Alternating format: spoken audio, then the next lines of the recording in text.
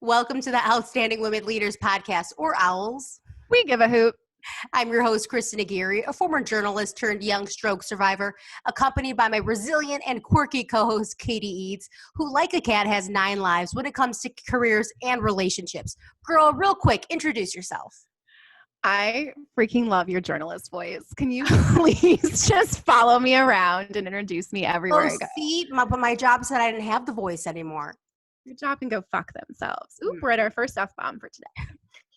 With that, my introduction, I'm Katie. I'm 37, divorced, and no longer on Hinge. Yay. Only this time it's not because I'm frustrated with dating. It's because I fell in love. Aww. Naturally, the month I fell in love, God unleashes a plague on the world. Sounds about right. It's important, you know, I'm a former high school history teacher by trade, so I'm a nerd, and I'm a dork, thanks to Kristen. North and South Side of Chicago, former CrossFit gym owner, and a former CEO of a local nonprofit.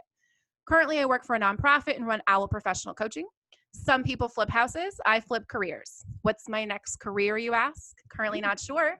But if Netflix is listening, I would like my own comedy special. Mom's dead. Dad's gay now. I'm still funny. But enough about me. In this podcast, we hope to get you inspired and pumped about your life so you too can be an owl in your community. Today's guest is Andrea Ragone, an outstanding woman leader, co-founder of A View with the Room. A View with the Room creates art shows for artists. She's also an incredible photographer, talented graphic designer, and my favorite truth teller. If you're ready to laugh, feel the presence of faith in your life, and hear the F-bomb a few times, and let's get the fuck started. There it is. Well, Katie, today's guest superpower is honesty. And I would like to get started by asking you, when is the time you stood in your truth? Ooh, I love this question. I know I failed at standing in my truth last night when my boyfriend asked me if he looked younger than his age. He's like, I look pretty good for 43, don't I? And I was like, Babe, if you have to ask, no. I stood in my truth. I said I would take you home, and I would. Just does he look younger than 43? Meh. But my favorite story of standing in my truth actually is the first time that I met Andrea. And I have a vague recollection of this. She's laughing right now. My vague recollection, but it sounds 100% like me, so it had to have happened. I walked into the local watering hole. In addition to all the hats that she wears, she also bartends at my favorite bar, Northern Soul. Give them a shout out here in Hoboken. And I asked her to make me a smoked old fashioned. And she said, I don't know how to make that. And I looked at her and said, can you try? This 100% sounds like Katie. Right? Yeah. And to be honest, I'm not high maintenance. This is just the drink that I wanted. I looked and I thought about all the other options. The wine there is shit. So I was like, no, can you try? And she said, sure. And she got out a recipe card. I was a bartender once. It's not science. And to be fair, it's a classic drink on the menu. I had just been new, so I didn't get the proper. In her defense, it was, so this is the other part, right? People know me there. And in her defense, she didn't know me and I didn't know her. And so she sets on the drink and she comes back over and she's like, how is it? And I looked at her and I was like, it's all right. I'll have Ben make the next one. And I was like, all right, you got it. Andrew, what were you thinking when she said that to you? I said, okay, cool. I don't have to make it again. Fine, bitch. Okay. I don't get upset when someone's honest with me. So I love that. Yeah, that's fine. Because I think it does take a special woman to be like, all right, I appreciate that woman's honesty. Because it could have been so easy for you to be like, bitch, and instead you're like, all right, cool. Yeah, do your thing, girl. I won't make your next drink. But it's so easy, I think, because women get behind that whole I need to please everyone. I need to be nice 24/7, that you forget to stand in your truth in everyday circumstances, which is, listen, I don't like this drink. It was fine. I drank it, but I'll have someone else make it the next time. And all right, cool. You didn't like it. With I don't know how to make it, so I didn't really have high hopes for me making it in the first place. Sure, and I said, can you try? So I prefaced it with, I'm not looking for the best drink you've ever made. I just don't. But women do get caught up in that so much, oh, this was the best. This was the best. Thank you so much. I'll take another one, instead of being like, I'll have somebody else make it. Because you want to be nice. You don't want to be not liked. Yeah. Ooh, is Katie frozen? Oh, maybe. Kate, are you still frozen? Wave if you're alive. I don't know what to do.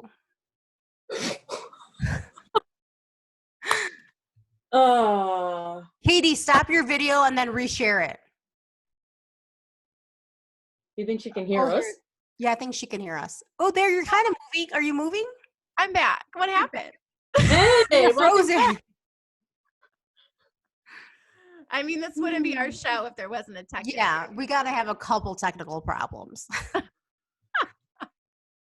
It's all right. We'll just edit that out. Probably. Yes. Yeah, because like I was saying, women always want to be liked. Or do you guys always want to be liked? No. I don't care about being liked. I go with that answer because I had a moment in my life where I didn't. And my ex-husband, was really important to him that people liked me. And so I turned that off. I was like, fine, people will like me. And now I'm trying to unlearn that again. It's hard to unlearn that. I think I've been grateful in my career because in the beginning, like being on the news, people write in shit to you all the time. Like, Kristen, you look fat today. I'm like, bitch, don't, like, to my whole newsroom. So the whole newsroom would be CC'd on this. Like, I had this scathing email once that like really hurt me. And it was like, that pink dress, your arms look so fat. But I had already, like, those emails really helped, like, build up a thicker skin in me. So, like, but in the same respect, that email would never get sent to a male counterpart. Oh, never. And I was lucky to work with, like, my co-anchor was truly like a brother, and he would be, like, disgusted at that, and he would just say things like, I know you get, like, he was very understanding, like, you get that shit, and nobody would care if I wore the same tie every day. But that shit really helped me get like thick skin. And so before I left, people would write in shit, or like people would write weird things about like after I got sick, my stroke, would put stuff on my social media. Like one man put like this, I had a stroke because it was karma. And like a year ago, that would have been like, ooh, and now I'm like, fuck you, Billy Bob, or whoever the fuck you are. But like that stuff used to hurt. But after years and years of like training myself, it doesn't bother me anymore. Like, if you don't like me, like, sucks for you because I'm the best, but. So you were raised with supportive parents then? Oh, yeah, the best. My parents are amazing. Otherwise, you would have been prepared for that a long time ago. Oh. Oh, my God.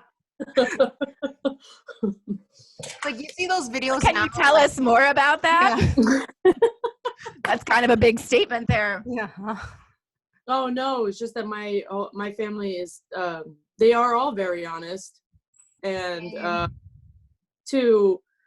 I would say sometimes to a fault, but in the grand scheme of things, I guess it helps prepare you for life. I mean, you know, my mom, my grandmother, my dad, everybody, like if they had something to say about the way you looked or the way you dressed or what you said or how you were carrying yourself, it was always, they would tell you right straight away, like, whoa, what are you doing? Stop. You're making me look crazy. Stop it. Or like, what are you wearing? Go change. Do you know where we're going? No, put something else on. You know, like, so, you know, criticism, however helpful or not helpful it was there. I like to say it's character building, not bullying.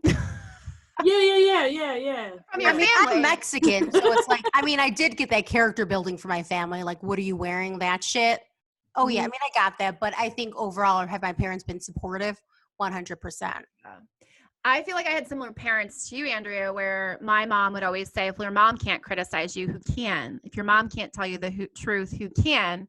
But Mom, I probably didn't need you to tell me that I don't look like all the other girls at the stage on concert for like, I know I have boobs. I'm in 4th grade. Like I'm 5'7". I stick out like a sore thumb. I don't need you to tell me that I look awkward.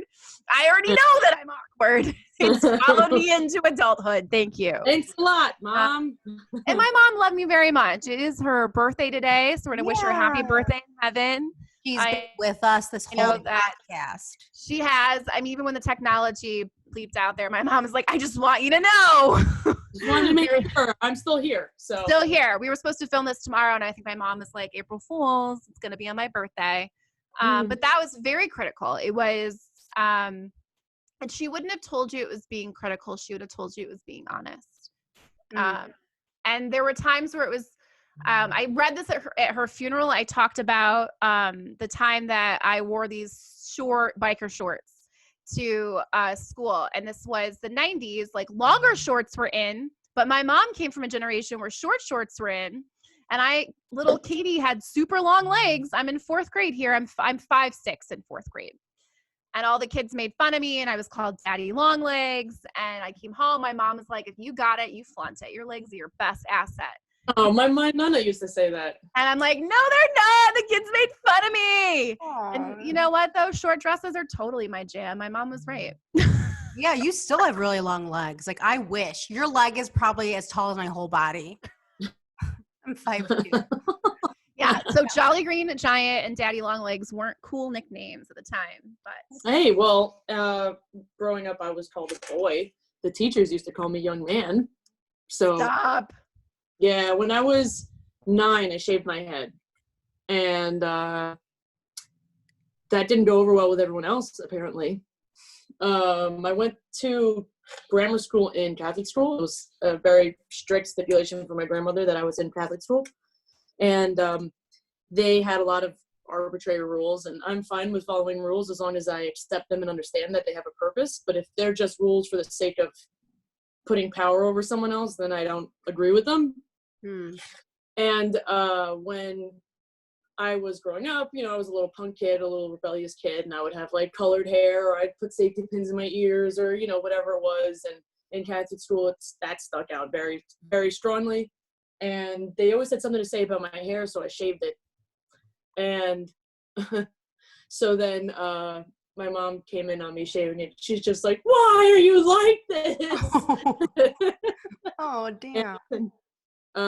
And then at that time, it was the winter too, and I decided that I was done wearing skirts during the winter because the uniform was for skirts. So I had my mom take me to the uniform store and buy the pants that went for the boys' uniform, and I went to school in pants. And every day they'd put me in the principal's office and say that I wasn't allowed to wear that. It wasn't dress code. And I'd say, it's dress code. It's your uniform. And it's winter, so I'm cold. So to hell with that. And my mom works in Manhattan. They would call her and be like, somebody has to pick her up. She's not allowed to be here like this. And she's like, are you serious? Because I'm not coming from the city to pick my daughter up because she's not wearing a skirt. Stop wasting my time. So because my mom was like that and I was like that, they eventually gave up on it. And other girls started wearing the pants too. And I guess to get back at me because they were mad that I did that, they would call me a young man. They what? So, I'm sorry to hear you. To get back, I guess, that I did that, like started a little revolt with the girls in school. They started wearing the pants too. Mm-hmm. The teachers would call me young man. That's fucked up. And something totally, I went to I'm sorry. What year is this and how old are you? Because my mom in 1971, when she graduated from high school, she was leading the charge for women to wear pants because it was small town, a middle of America. And she was leading the charge for students to have open campus. And so when I went to school there, I could have lunch off campus and I could wear pants. What year is this again? 99. Wow. 99, and women are still fighting for the right to wear pants. And well, you are leading it. I love it. It was funny because the principal was this big, giant man. I mean, like, maybe he seemed more giant to me because I was a kid at the time, but to me, he was 12 feet tall and 375 pounds. So maybe not completely accurate, but he would say, Mr. Barry, I'm never going to forget his name. Because I remember he was so big, he would waddle on the sides of his feet. People like that.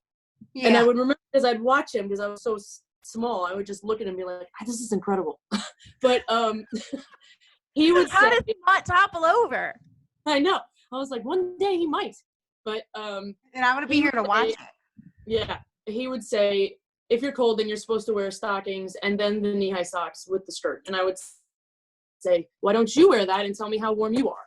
And I think that was the last that they had me in the office. But that was like a week of that. They had me in the office every day for a week. And my mom, bold, brave bitch that you are. So you've been like this your whole life. Yeah. Yeah. It's amazing. Yeah, I was like that too until 21. I feel like I'm like Jesus, like the middle years are lost. Don't worry, at 33 I got divorced. we have a record of what's happening, and now we've got this podcast. I made it past. There was not a crucifixion for me, literally. Andrea, how did you get into like photography and everything? Straight away when I was a kid. I have not developed emotionally, intellectually, anything past like 10 years old. everything that I've learned and done has been since then. But I was into photography or all the arts growing up. I was always like coloring or painting or doing something, crafting something or whatever. It should be important in the arc of my storyline here is that there's big age gaps between me and my siblings. So we were all kind of only children. So if everyone was working or everybody was at school or everybody was doing something else, I was by myself. So I tried to find things to make myself, occupied, fill the time, I guess. I actually have, I'm going to bring it. Hold on. Oh, I'm going to get a drink. I'll be right back. And everybody's taking a break to get things. This is the part where I can really shine. So Netflix, if you're listening, if you'd like to hear more about mom being dead, dad being gay, or me still being funny, I mean, this is really a monologue time for me. Yeah, this is when it's supposed to be like, I'd like to take a minute to speak to you about. Are you there, God? It's me. I have questions. This is one of my first toys. Wow, Fisher Price. You still have that. That's awesome. So that is this is one of my first toys, and it used to have a slot where you could actually have like some sort of film in it. Oh yeah, I remember the Fisher Price camera. Yeah, so I didn't have one graduated before, from that. but I knew a guy. I knew a guy. Yeah, so I had that, and then when my mom realized that I was responsible enough not to break something, she got me like a real one, like a real. Not responsible enough not to break things. Yeah, so then I got a real 35 millimeter camera. It was a Canon camera, and she used to take me to CVS, and I would develop the camera or the roll, and I was so excited to rip it open. I'd just be like, I can't believe what I got, and it was never anything. It would always just be like clouds. But I was excited about it nonetheless. But since then, yeah, and then it was just a hobby, and I was always that kid at the VFW, like underground shows, at the punk shows, or with our derelict friends in the park, like taking pictures of people. So I have like developed photos of like me and my derelict friends that would not exist otherwise. And it wasn't until I went to Spain with my school, it was like a school trip or whatever. Every year they would go either to Spain or Italy, and the language department would host it, and it was for any kid that wanted to go. And because I was always interested in making money, I would make my own money and I would go. So I figured I'll take my camera, I'll take some cool pictures. Who knows what I would get? It'll be awesome, whatever. And I was about 16 when I went to Italy, and then 17 when I went to Spain.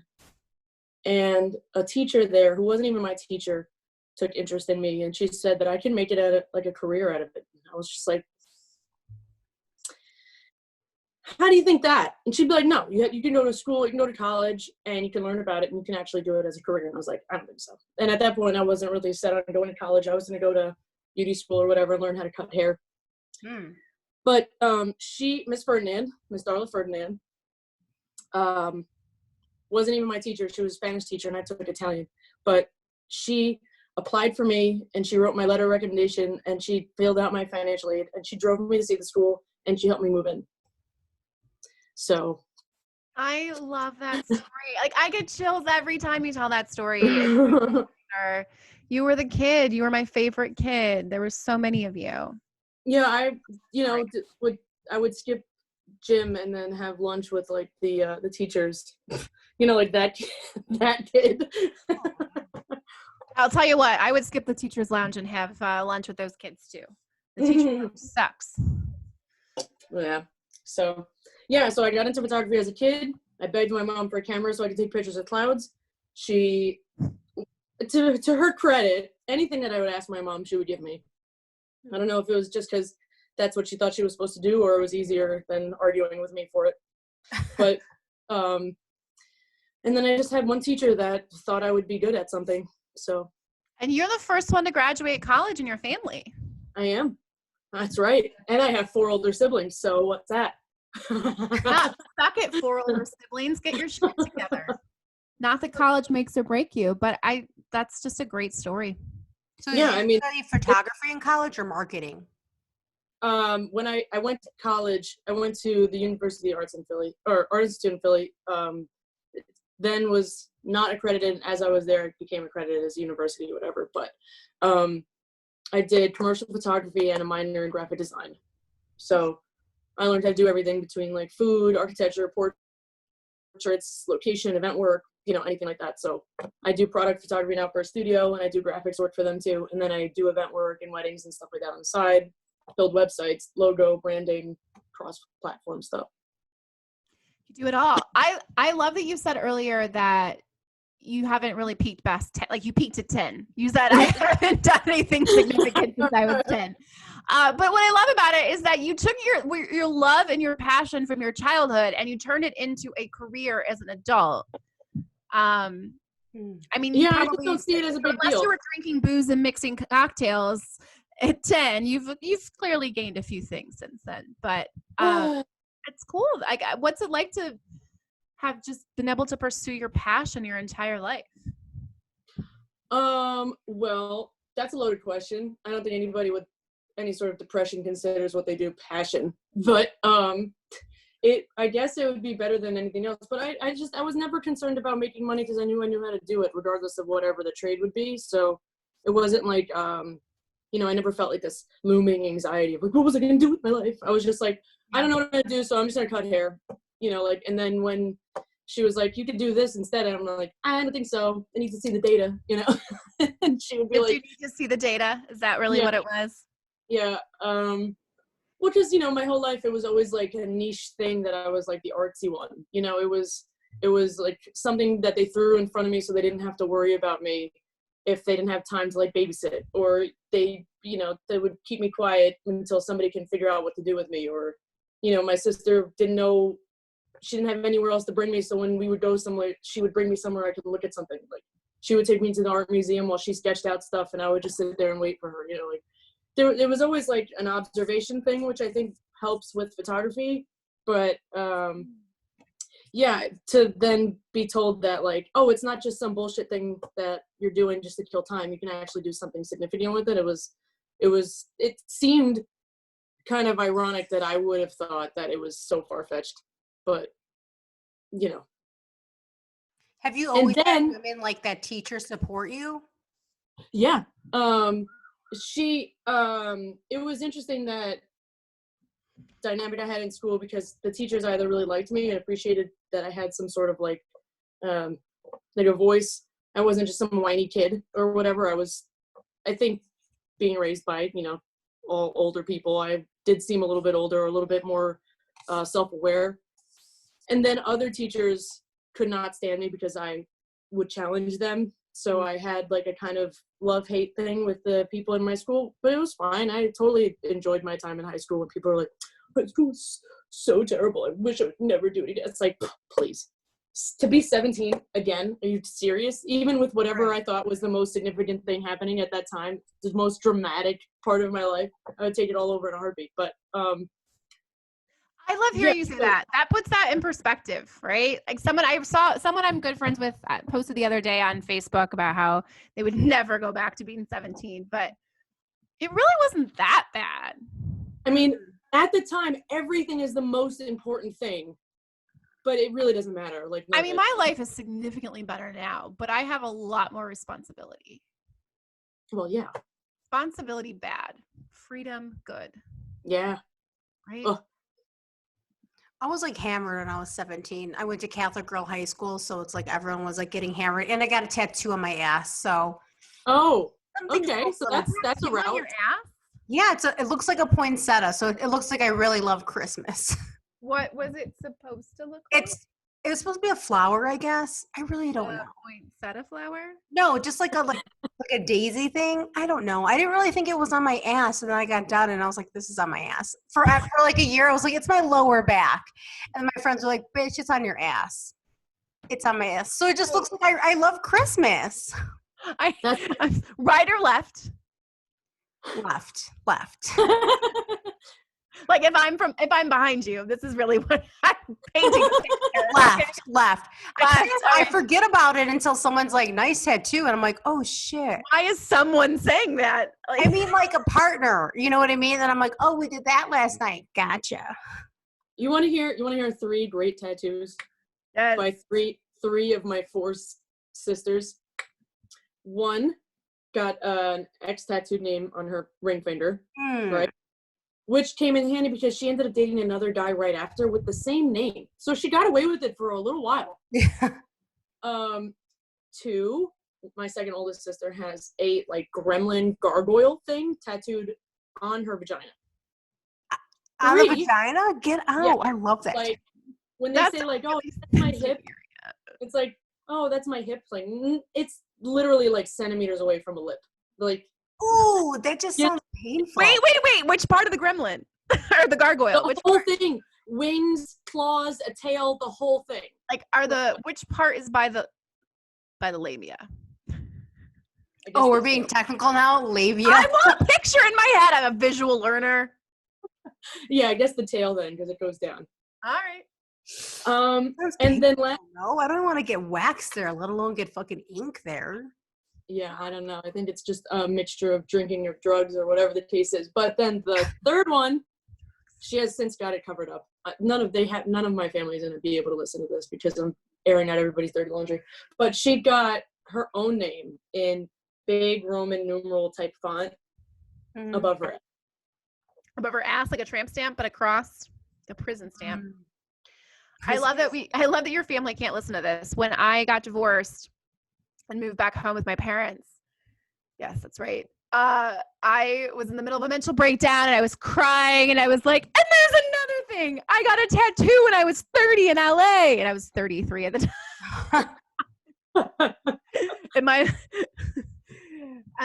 ex-husband, for whatever reason, I was like, my mom told me I would never get a tattoo. She would tell everyone, Katie hates needles. She'll never get a tattoo.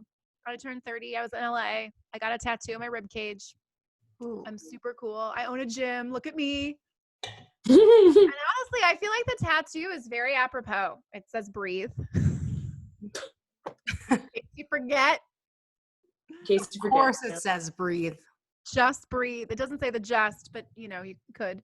And I told my parents at 33 when I was getting divorced and I was crying hysterically. And also I have a tattoo. And they're like, okay, you're a grown-ass woman. They were like, the divorce is worse. Tattoo blow. Where that 10 grand we dropped in your wedding? Probably not what you dropped on that tattoo, is it? Oh, man. Entire family is embarrassed. Good time to bring up the tattoo. Trying to diffuse the situation. It could be worse. Rosie found my tattoo when I was 17. I came home drunk, puking in the toilet. Does anybody else get naked when you puke? I just don't want to dirty my clothes, so I take my shirt off and my pant. No. I was thinking about that. I am concerned about the hair. I got a big mane. Well, yeah, the hair's in a ponytail. I don't want to get my clothes dirty, so I get naked. And I thought, so I went upstairs to the bathroom. And I put the shower on, and we had sliding doors in our old house, and just started puking everywhere naked. And Rosie comes up, whips the door open. We don't really speak Spanish in my house. And then she just starts yelling at me in Spanish. I don't know what the fuck she's saying. And she's helping clean me up. And then the next morning, I remember she wakes up. I was in their bed, and I was like, oh my God, I'm in so much trouble. And she was rubbing my head. And she's like, Mija, are you okay? I'm like, I'm fine. And she's like, what was that little sticker on your butt? And I was like, oh, she's like, she kept asking if it was a scratch on. I was like, yeah, it's a scratch on, Ma. And she's like, let me see. Sniff, actually. Mom didn't know it was a real tattoo. That's amazing. She's like, let me see it. And I was like, no. And we used to have the kitchen and dining room were next to each other, and so you could go in a circle if you wanted.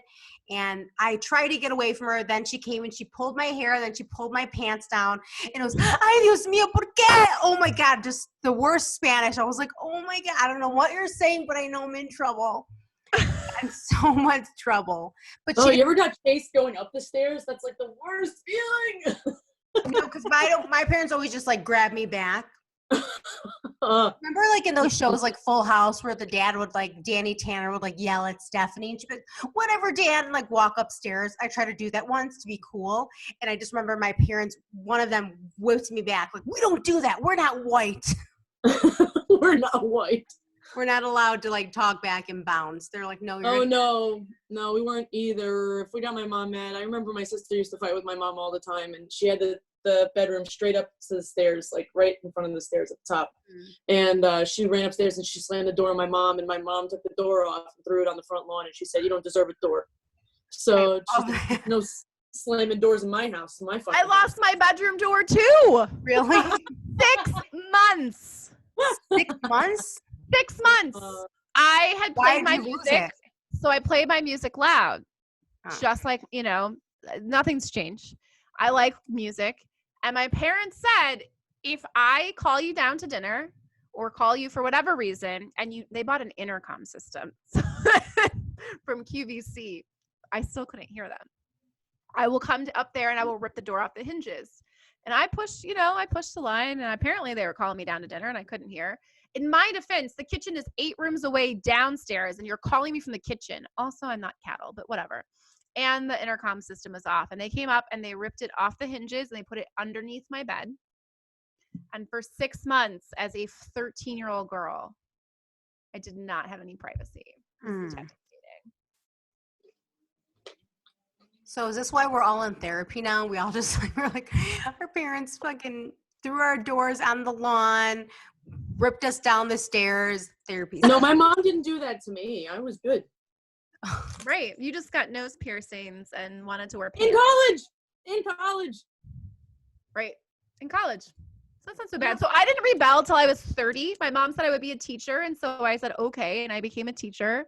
I was a great teacher, but also could have, I owned a club when I was a kid, Mom. I was an entrepreneur. I was charging the neighborhood kids money to come to my club, 50 cents for dues, $2 to get in.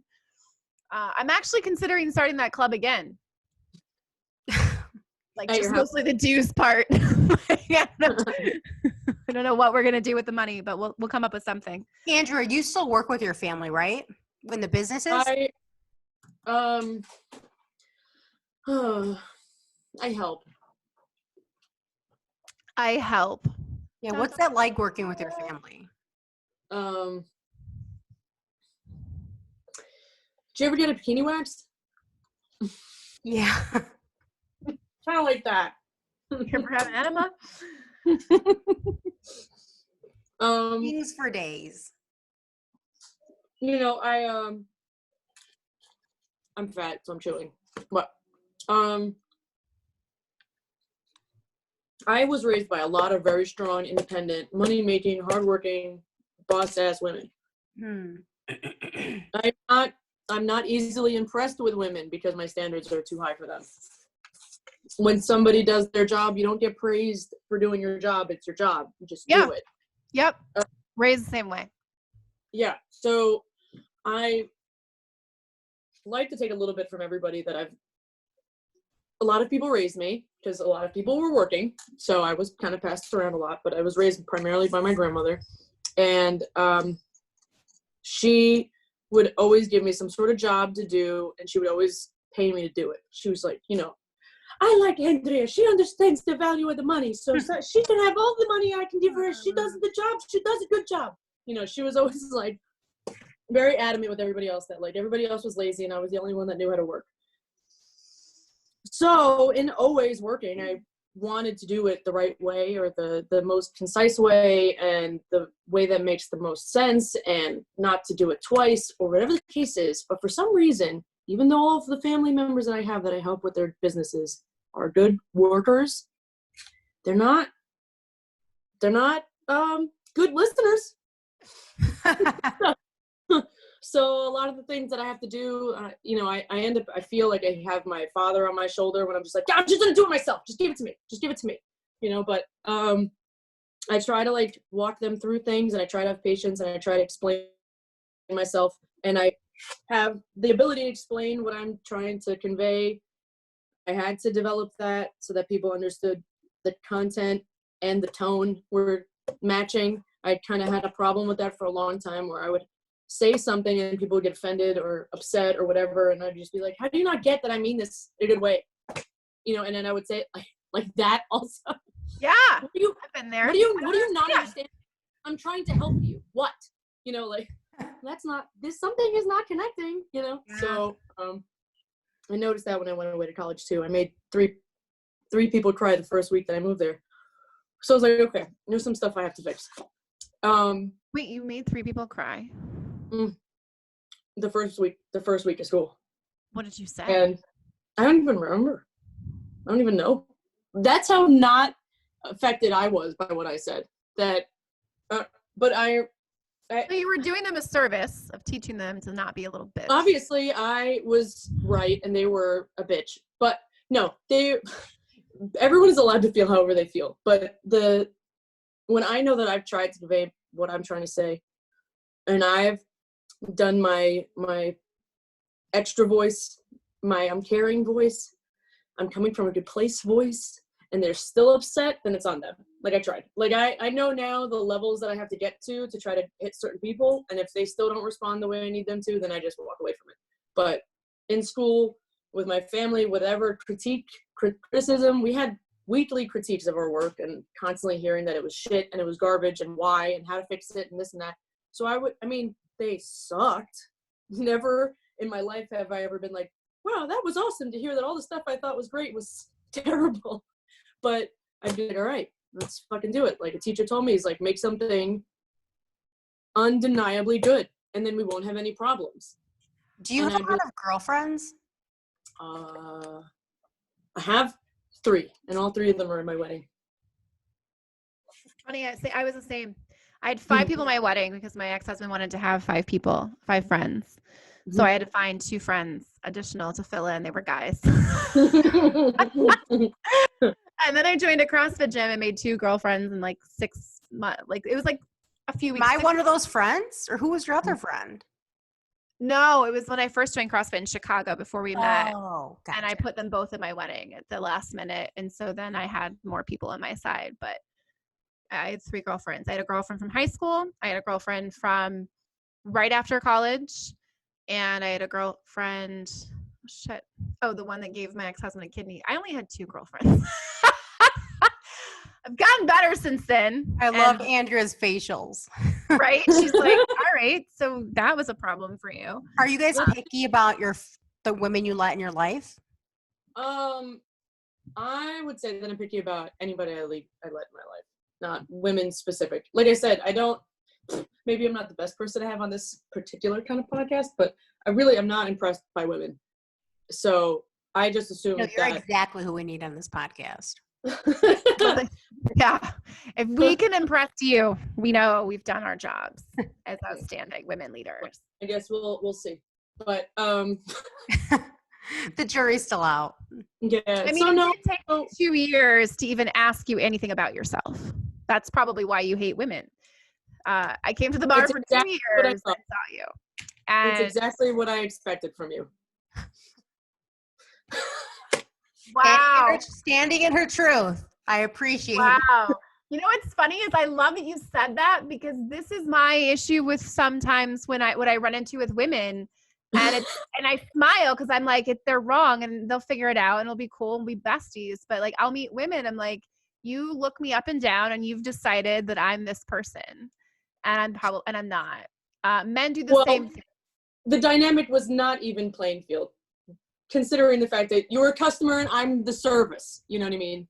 So it's not. I'm the help. You as a service. Yeah, except for when you were like, "Can you just make this fucking drink?" You were new. That was my defense. But Katie, when we first met, I don't know if you remember, it was during my first live shot at CrossFit. And I was like, you were like, oh, why don't we do this? I'm like, this bitch is trying to tell me how to do my job. That was your first. So this is my problem. This is my problem. No, but I mean, eventually then, I went to your gym and then we started talking and you were from Chicago. And I liked that you were like honest. Cause I remember just cause like in TV, it's like everyone is fucking fake all the time. Especially in front of the camera. Like a lot of the people who are like, oh my God, I love that lady. Is that how she is off camera? I'm like, no, off camera, she's a cunt. But you were, I mean, so like when we became friends, I was like, okay, I can get to know this girl. Like she's funny, she's honest. I mean, I thought you were a little weird. I still think you're a little weird, but I love you. So it's like, it's fine now. Yeah, but I feel like I have a good gauge on people when when you're in a situation where you don't necessarily have to reciprocate anything when you're a bartender or server or whatever the case is. You kind of can just assess how somebody is based on how they respond to what you're giving them. You know, so like I'm not necessarily a bartender that's like, hi, thank you for coming. Have a seat. Would you like a menu? You know, I'm not that person. I can't be that person.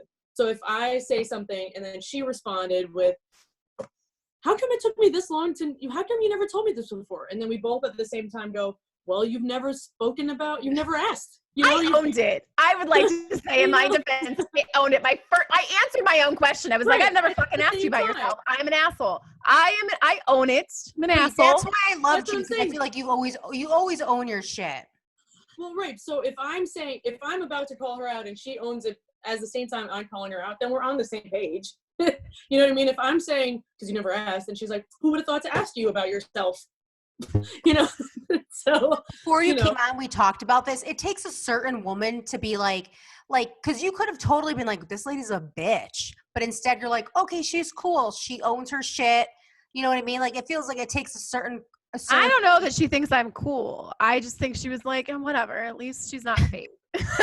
Right, but I mean, it takes a certain woman to be like, okay, I appreciate this honesty coming from this woman, instead of being like, she sucks and she's the worst. Because not every, like, I just feel like a lot of women, and I've met a lot of women, we're just like so like prone to be like bitch, instead of just being like, okay, I appreciate. Yeah, but that's insecurity. I don't have insecurity. Yes. That is insecurity, 100%. Is that a shitty thing to just say like that? No, I love that so much. It's 100% true. Like, I'm not making fun of someone else's jacket because I feel amazing about myself. Right. I've sat at those brunches, you fucking crazy bitches. Like, I've seen my outfit. I bought this at Walmart. I'm sure it's great. Just kidding. I don't have a Walmart here. I have this one girlfriend who continues to send me like pictures of women we worked with, and like, you know, she'll put like a picture of her and like a laughing face emoji, and I just don't respond because that doesn't make me feel good to talk shit about somebody else. No, it's wasted energy. Like, cut those people out. I don't respond. I don't say anything. Like, if that's what you want to do and you want to talk shit about people, like, do your thing, but I'm not interested. It's just wasted energy. Yes. And if it's not clever in a sense where it can be like comedy, then it's really, really wasted energy. Yes, wasted energy. Love that. But so, Andrea, this is your superpower: is owning your truth, boldly just saying it how it is. So our audience is particularly the women that struggle with this. How does owning your truth allow you to be brave and bold in your life? Well, because then it's I guess people have fears. So if you're not brave, you're scared, right? Or something to the other effect. If you just, Jim Carrey says something in a speech he gave at a university he used to go to. And he said that he gives this whole long detailed speech, an account of something that happened with his father, this and that. But at the end of it, he said that you could fail at what you don't want. So you might as well go for what you actually want. You know, and that's kind of the mentality I have in that sense, where I could fake it and I can lie and I can act a certain way if I need to. But at the end of it, it's only going to frustrate me, and I might still not get out what I want regardless. So I might as well just be how I am. And if somebody gets it, then I know that it's genuine. And if they don't, then I don't need to waste my time. So one way or the other, it doesn't matter. I also didn't grow up drinking or doing drugs as a kid, so I never went to parties and had party friends and made fake kind of encounters. I think that kind of leveled on like building blocks to having that as an adult. I never like pretended to be a certain way so that I could fit in and get invited to things and do this or whatever. I had like genuine friendships. So I don't know if you guys have ever seen the movie Romeo and Michelle. Yes. Okay, so that's me and my friend from high school. I love that. Her name is Kristen as well. That was us. We were not cool. And that's Is and this the she's same really blonde friend, Kristen? Yeah, that's the one. Oh, wow. Is Yeah. this the same one other friend you have? That one? That's the blonde girl from Chicago, Jess. The one other friend, I see what you did there. I think that's what I was thinking of, Jess. No, my friend. So my friends here laugh at me because I talk about my best friend from high school, my best friend from Chicago, and then I was calling my friend my East Coast bestie. And like, you only get one best friend. Well, I'm like, well, I only have 3 friends total, and I don't really want to rank them. So I gave them a geographical location with their bestie status. Yeah, I always struggled with the best friend thing too. Yeah, it just seemed limiting, right? Like every best friend has it came into my life at a different point in time. Like, Kristen's my best friend when I moved to Quincy, Illinois and opened a CrossFit gym. And Jess is my best friend when I lived in Chicago. And Kristen was my best friend in high school. And Hadley was my best friend my first year out of college teaching, but she had children, moved to the burbs. So there's that. So she didn't have time for me. She's got 4 children. The one common theme that all my best friends have is that they have not had children yet. God bless you. As a 37-year-old woman, it's hard to find friends that have not. Hard to find friends. It's hard to find friends even at 30. I'll tell you that much. I have a friend of mine who just had her second kid 2 days ago. Yeah. So, I mean. Yeah, somehow I've managed though from the time I was in high school or when I met Kristen, she still doesn't have kids either. Like literally no friend I've had has been married or has kids. Now they're all getting knocked up. Corona babies are real. And I imagine some marriages were coming, but thank God, like we're too old to put girls in bridesmaid dresses, right? I fucking hope are you going to have bridesmaids? Ooh, good question. That's 3. And I just made a faux pas because I was like, fuck bridesmaid dresses. But and then I'm like, hi, I'm getting married in October. I know, and you're going to have bridesmaids and dresses, aren't you? All 3 of them. All 3 of them. Yeah. Do they get to pick their dresses or did you pick them? I picked a color and then I gave them a couple websites that I had found. Shooting weddings, I had a little in on certain things. So I tried to give them some reference material and I had them pick 3 that they liked, and then from the 3, they all decided on the ones that kind of went best with each other because they're all different body types and sizes and whatever. So I wanted them to feel comfortable in whatever it was. It wasn't going to be something ridiculous. Like one was wearing a halter and another one was wearing a short one and another one was wearing a long. Aesthetically, photography-wise, I wasn't going to go for something like that. But they all picked ones that are sort of similar, but not necessarily the same, but in the same color.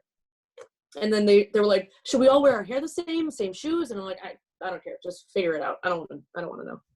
So. I love a laid back bride. All my best friends are married with kids. And I planned like 1,000 fucking bachelorette parties at this point. But. Well, we are 6 months out and I don't have a dress. What? I have one if you'd like to get it. It's a very, very, very low price. I want that juju on my day. Yeah, you got bad juju, Katie. No. I was 200 pounds when I tried it on.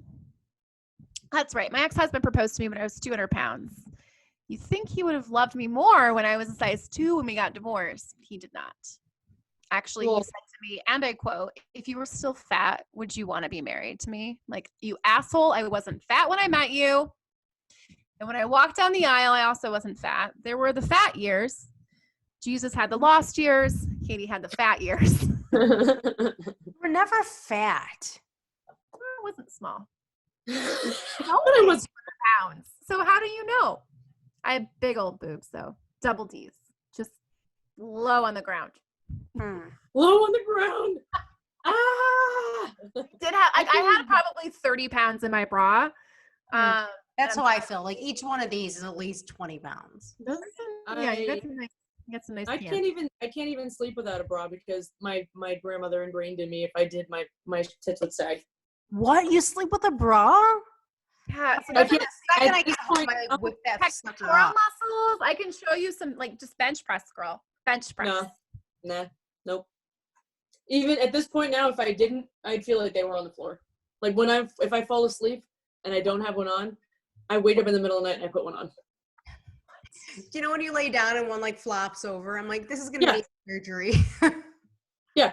My friend just sent me some photos to my birthday of us at 20, and I'm like, oh my God, my tits were so great. Like, they were up to the chin. They were clean. Those were the days. Amazing. I'm like, man. The things I could have done. All right, guys, we could talk about tits for days. All right, we could. Andrea, I've got one more question, then I know Kristen has a question for you. I'd like to know what's your kryptonite? What prevents you from showing up using your superpower of honesty?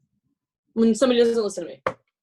So when they don't listen to you, you just get nice and pretend that you're not going to be honest. Like you're just. No, I say I'm done. I'm not doing it anymore. Like, do you ever have a time where you don't use when you're not honest, where you fake it? Maybe at work. No, actually no. Because at work, my boss will send me like little texts, like side texts, and be like, "Are you socializing?" Because he'll be like, "Why aren't you eating lunch with everybody?" And I said, "I'm not interested." And he said, "You have to do that. It shows team morale." And I said, "That's okay." And so then he'll send me texts like when they have like a happy hour upstairs, team building, blah blah blah, and then he'll send me a text like, "On your way upstairs?" Because he'll be up there and I'll be downstairs still, and I'll send him, who knows, traffic looks crazy, like, and I'll just, I'm not doing it, Traffic looks crazy. And then It's in the downstairs bar. Yeah, and then but like, yeah, even if I go to a party or something, like if a friend of mine has a party or something like that, and somebody talks to me that I don't know and can feel that I won't be interested in talking to, I'll just say, "It's okay, we don't have to do this," like, because they'll be like, "Hey, what are you doing over here? Come over here." And I'm like, no, that's fine, I'm good, like I don't want to, so I don't know, like when I'm not honest, it's not that I'm ever dishonest, it's that I don't offer my guidance. Like, I feel like a lot of people come to me and ask me for advice, and a lot of the times they'll ask me for the same advice that I've already given them enough times, where I, like, literally today, a friend of mine, she said, "Oh my God, I just want to delete all of my artwork from my Instagram, lol." And I'm like, "Just do it then." Like, I don't want to have this conversation with you every 3 months about how you're not a good enough artist. Just leave me alone. It's exhausting. Like I'm done. That's not the friend that you are. People want to reach out and get a kick in the pants, they call you. Yeah. But they have to really want to hear honesty, though. Because there are times where it's like friends want honesty, and you tell them honesty, and they're like, "That was harsh." And it's like, "Bitch, you want to know the truth or not? I don't know." Well, I don't think any of my friends have that reaction to me anymore. But I have friends that have told me, when I want to know the truth, I ask you. When I want to feel better, I ask somebody else. Sure. So. Well, clearly, I mean, the story earlier, you have been like this your whole life. If you could say anything to a young Andrea, what would you tell her? Oh, I hate questions like that. Somebody is gonna love you just like this, no matter what your mother tells you, because my mom actually told me nobody will ever love me unless I change. And I am with someone for 4 years who loves me, and he tells my mom all the time, "Stop it, I love her, stop." She'll be like, "Seriously, you love her like that? With that mouth?" Like, she'll say stuff like that. "You let her go outside like that?" Or whatever. He's just stupid in love with me. So. Oh, that's cool. Suck it, Ma. Suck it, Mom. That spoke right to my soul. When I got divorced and I moved back home, my mom's like, "No one is ever going to marry you again if you don't put the toilet paper roll back on the toilet paper holder." That's less insulting than you as a person. Well, that's an example. My ex-husband's many times like telling me that. But that resonates. These are all your character flaws. As your mother, I tolerate them. No one else is ever going to do that. No, she doesn't tolerate them either. She doesn't tolerate them at all. She'll be like full blown, like shaky, cracky voice where she's about to like lose her mind. She's like, "Are you seriously telling me that, saying that to me right now? Are you seriously talking to me like this right now?" And I'm like, "I'm gonna go. I'll see you guys later. I'll let myself out. It's been great. I'm out."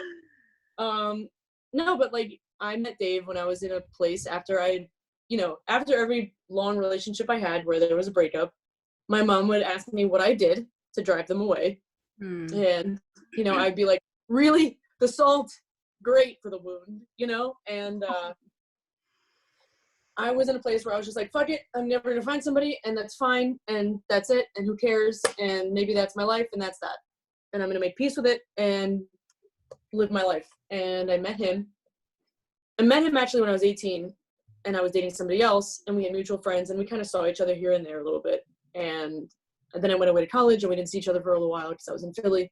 And then I ended up moving back home, Jersey, and a friend of mine that's also a friend with him needed a roommate, so I moved in with him. So one night they were all hanging out. So Dave, my fiance, was in the house, and I came home from working late at the bar, and I opened the door, and I'm just like, who the hell are you?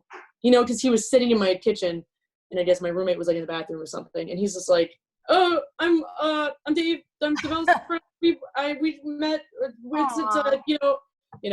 because I was just like, what the fuck is in my house? When you're like, you're just come home and you're tired and you're like, what is happening? You just want to go to bed. Totally. Yeah. So that's how he met me again. And he had remembered meeting me several times before that, and I didn't. And he reminded me, and we talked and whatever. And so my roommate cracked me a beer, and they were drinking like Bud Light Lime-A-Ritas and the tall boy cans, sweating because it was summer, and they were in guinea teas, and and I just kept making fun of him, but not because I liked him. I was being stupid honest, because I'd lost the ability to be like, well, if I'm a good version of this, then people will accept it, and it'll relate well to them, and I can do good in the world. And I was that like demon, like, I don't give a fuck if I do good in the world anymore. It never got me anywhere. You were the tattoo on your sister's vagina. I was that, So I was just like, what do you cut your own hair? What kind of haircut is this? What are you wearing? You got a guinea chain. I thought you were Italian. You're wearing a stupid clado ring. What's that ring about? The Irish ring. Yeah. Like I was just like ripping on him, just being a dick. And he was just like, oh, well, my girlfriend gave me this ring, and and just berating him. And then I was just like, well, fucking, I'm going to sleep now. Thanks for the beer. And I threw it in the sink, and I walked to the bedroom. And like before I left, I was just like, and take off that stupid fucking ring. You're Italian. And I just like, close the door. And now you're getting married. Now we're getting married. Wow. Well, he told me. Take off the stupid ring. Well, listen to you. He took off the ring. Listen, when people listen to me, I respond very well to that because I'm always right. We all. So if they can see that I'm right, then obviously they're smart too, right? Obviously.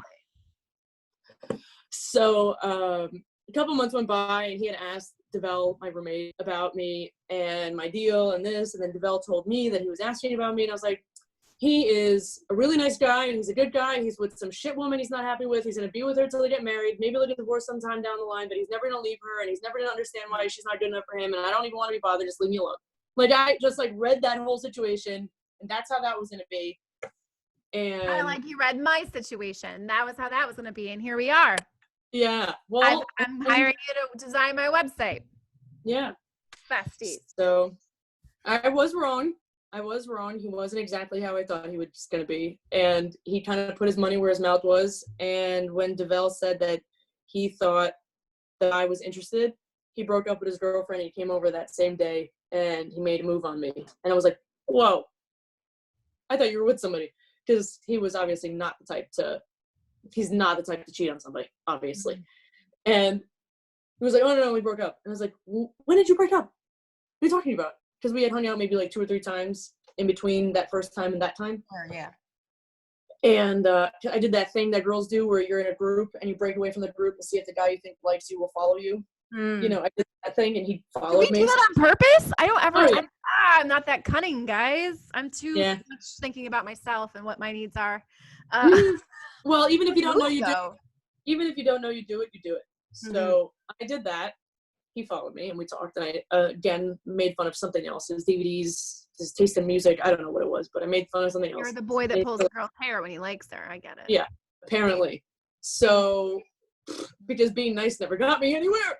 But he then decided that he was going to break up with her, and he came over to my house and he made a move on me, and he moved in like 3 months later. Oh my God. And we've been together ever since. Funny enough, I was like, this is really gonna backfire. Like, I told him, I was like, this is gonna backfire. You just ended a relationship. Now you're gonna be with me. You're gonna be fucked up. You're gonna go back to her. Something's gonna be up. You're not gonna be happy. Something's wrong. You know, I was just like hyper aware of like how unorthodox that whole situation. He was just like, I remember I got wine drunk and I was like, you're gonna leave me. You're gonna realize I'm an asshole. Wine drunk. I love that. And Why do we do that to ourselves as women? Like, I got wine drunk last night and I texted Kristen. I'm like, I don't think this guy's for me. It's not going to work out. She's like, does he make you laugh? I'm like, yes. You're like, just an idiot. Everybody just does that. And she writes back, then what's the problem? I'm like, nothing. I'm drunk right now. I'm in my head. Self-sabotagers. Something has to be wrong with this one because I think this one is great. Also, I never self-sabotage with my ex-husband, so I think I'm overcompensating now. Right. Well, if you can show all the crazy, I felt this way about my ex-husband. Now I feel about this guy, so he must be bad too. Well, if you can show all the crazy up front, which I'm now realizing, if you can show all the crazy up front and they still stick around. Yeah, so I'm not going to share that with him because, like, I don't. Oh, no. You're not going to share the crazy I share. No. My actual personality, yeah, he gets that. I'm not going to show someone my actual personality. I'm telling thoughts, like, those are, you know, I understand that those thoughts are crazy. But, I mean, the man got me owl bed sheets for my birthday. Clearly, he gets very sweet. Yeah.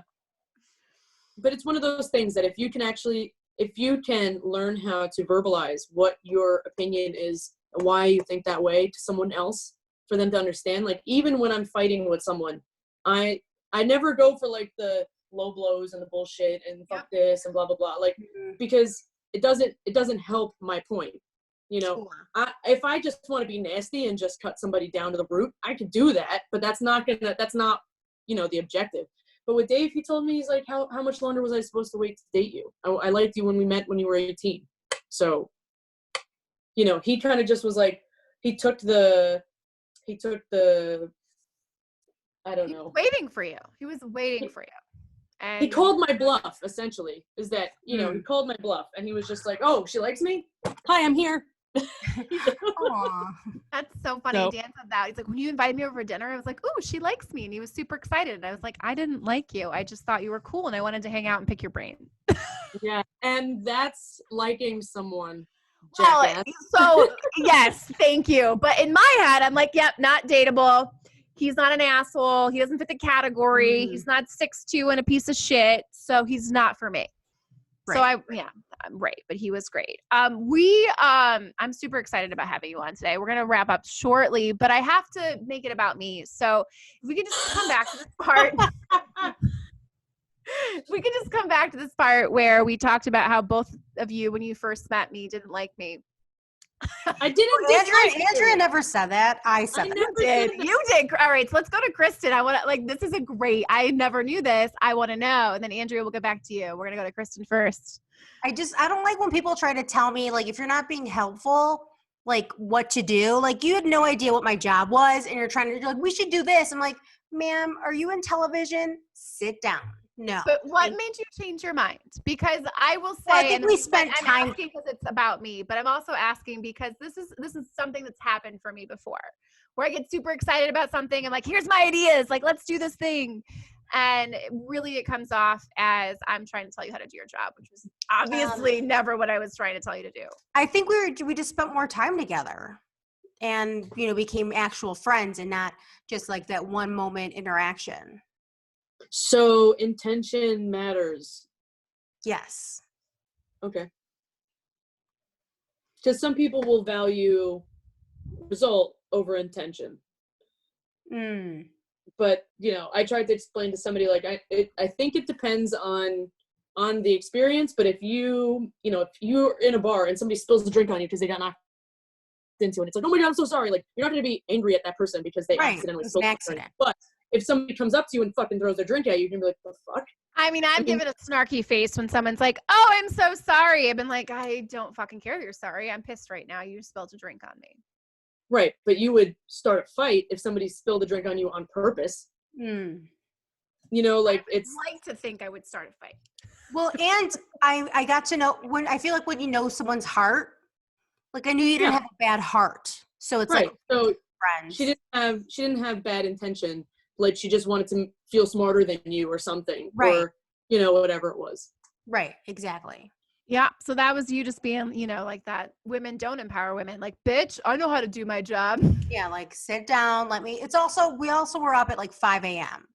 for that show. It was early as fuck. But I was like, okay, sit the fuck down. I just met you. Like, I don't know, you don't know what the fuck I need. And TV's like so time regimented. I was like, I have no time for whatever the fuck you're trying to make me do about your business. But then I started going to the gym and we became friends. And I was like, okay, she's not an evil bitch. Like, she's just protective of her gym, which is I just wanted to be your friend. She was just trying to collect friends. Friends. I just like I don't have one here yet. All right, Andrea, you're up. What do you want? What's the question? We're making it about me. I was just asking, you met me and you were like, all right, whatever, bitch. What was that turning point for you where you're like, all right, Katie doesn't suck as much as I thought? Was it when I offered to pay you to design my website? No, I think no, because I didn't know whether or not you had good intentions, but I don't internalize personal interactions with people like somebody that would like carry that with them all day. You know, that would be like, I can't believe she said my drink wasn't good. You know, like I can't. You know, I was just like, yeah, I told her it wasn't gonna be good. She drank it anyway, so it's on her. You know, like, and it was just its own interaction. Then every time I saw you after, you know, I then learned how to make the drink, and then I'd be like, any better today? You know, like, and it because you didn't give me like a kind of response, you're like, how do you do that, like, Andrea? How do you not internalize that shit? Because women do that stuff all the time. It's like, she said my drink sucked, bitch. Like, I'm gonna be so mad and hurt all day.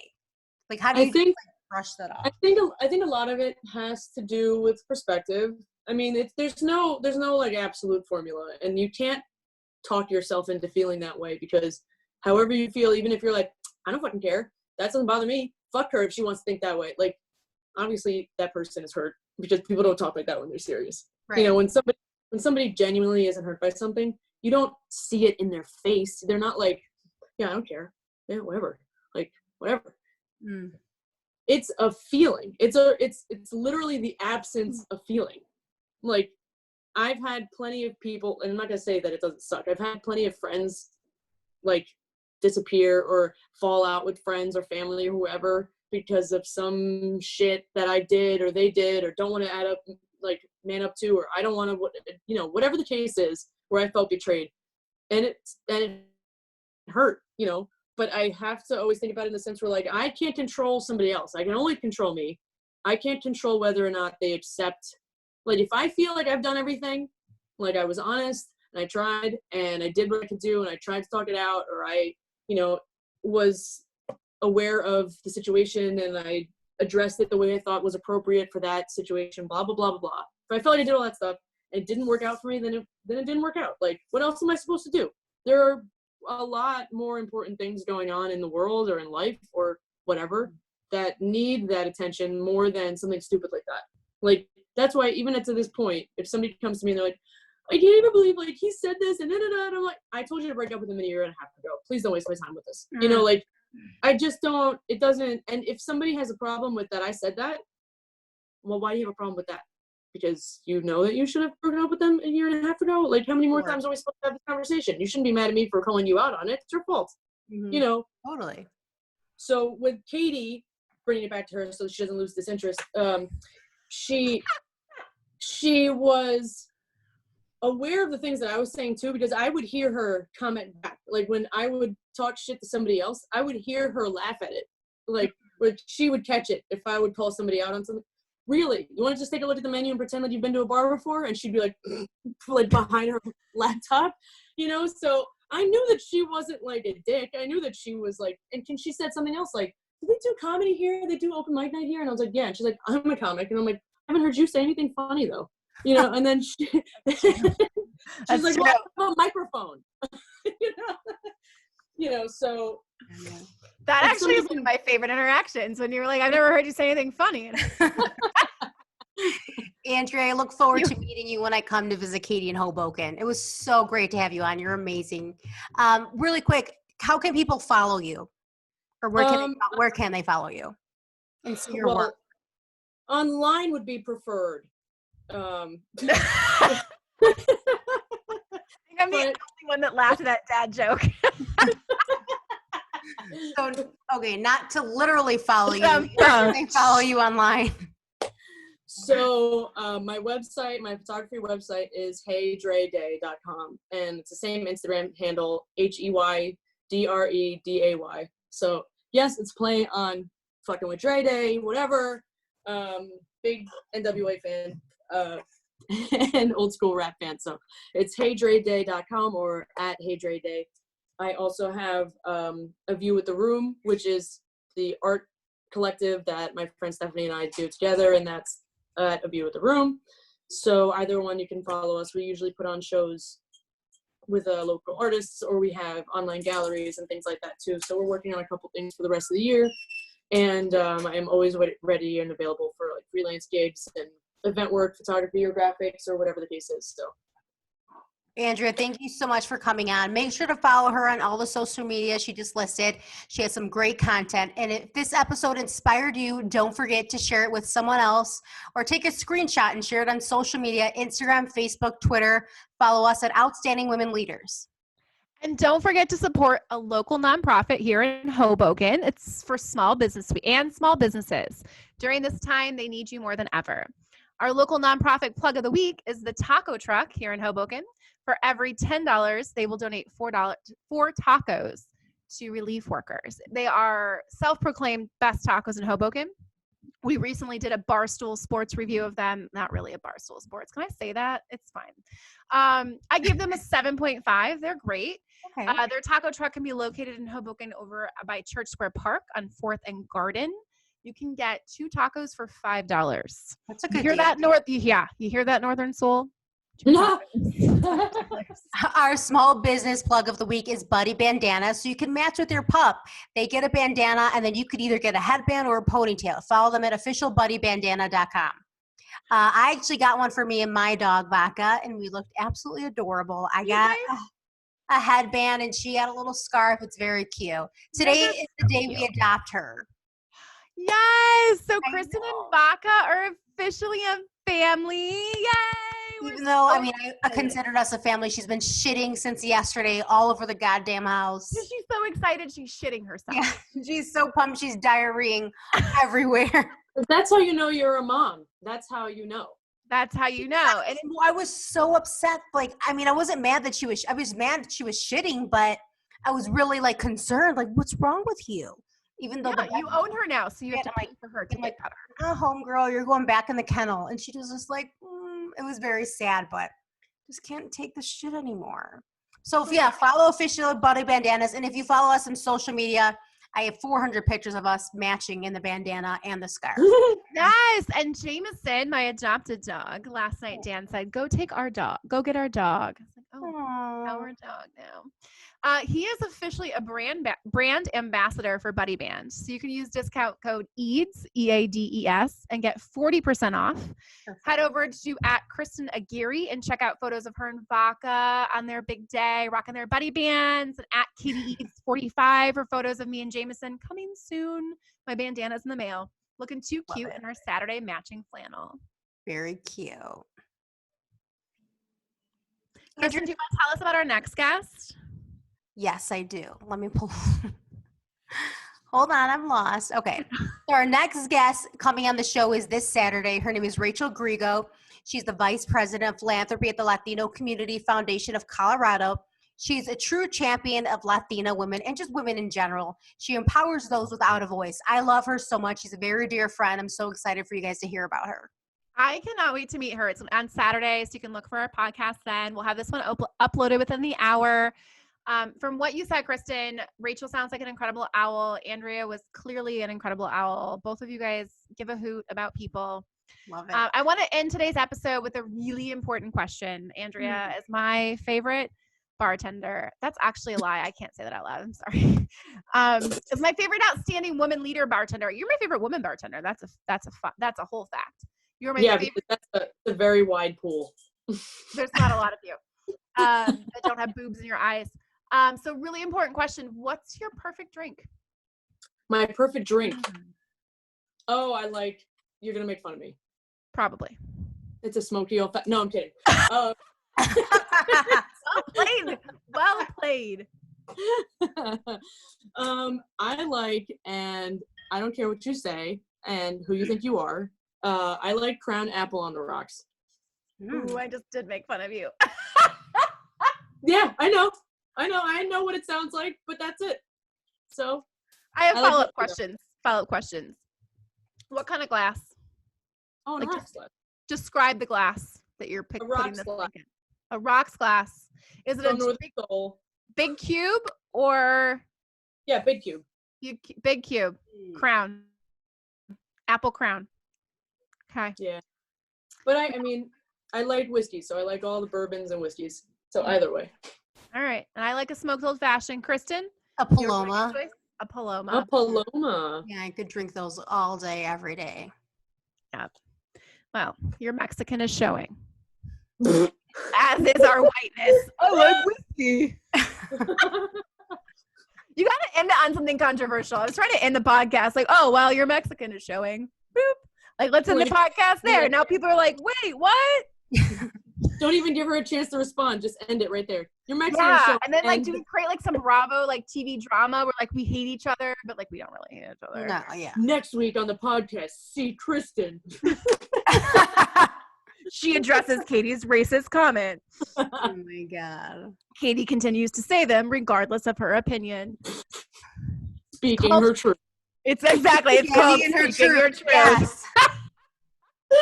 So this whole podcast is about Katie having the courage to come out as racist. As a racist. Oh my God. And on that note, if there's anyone out there that's white and racist that wants to give me some money for a Netflix special, anybody who would like to entertain the conversation. I'm sure there are a lot of people out there right now. Hey, let me use this privilege, all right? Oh my God. I know. Andrea, okay, so here's how we're going to end. I have to say, so we got I think it was episode 3, maybe it was 2. I made a really in poor taste joke about Corona and how it was totally fine for old people to die to save our economy. But I was joking. And literally 24 hours later, a Texas governor comes out and says, old people would be so happy to die. I would just like to let our audience know that I'm 85% joking about all these comments. And Katie, she stands by her own comments. I have no affiliation with that. Just putting that on her out there. It's true. In fact, Kristen is considering actually building a wall around my house. Yes. All right. Well, thank you so much. Andrea. I can't stop this recording. That's on Kristen. Okay, I'm stopping it right now. Thank you. Technology. Bye.